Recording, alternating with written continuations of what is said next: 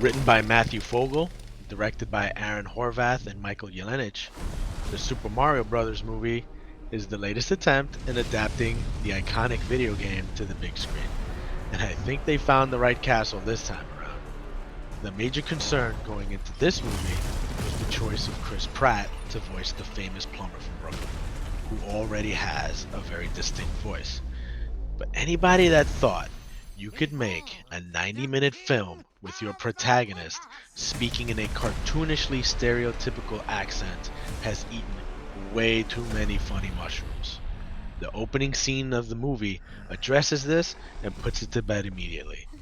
Instead, Mario and Luigi sound like a pair of Italian guys from Brooklyn. It was the best decision and a film full of great decisions. Oftentimes, in adaptations of this type, it's made by people that don't know the source material or let alone enjoy it. So they apologize for it, try to explain every aspect of it, try to change its sensibilities for a broader audience. No, you chose to adapt this material. It's popular for a reason. Respect it, and you'll be rewarded for it. And that's what the filmmakers have done here. Mario finds himself stranded in the Mushroom Kingdom, a world as bizarre as any other, if you've never played the games. And at this point, who hasn't? So they don't spend much, if any time at all, explaining any of it. When you eat a mushroom, it makes you bigger and gives you superpowers. That's it. And if you're not willing to accept that, then leave. And when you do that, you can focus on including and referencing as many video games and characters as you can that fans have loved for almost 40 years.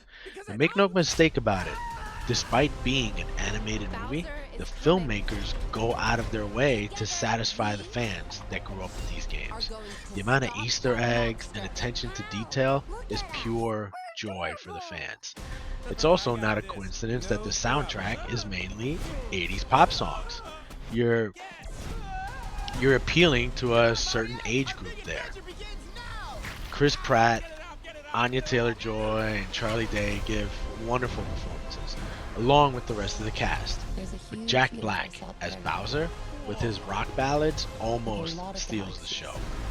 The animation is impressive, and at times it almost seemed like there was a film grain filter over it. It's just fantastic.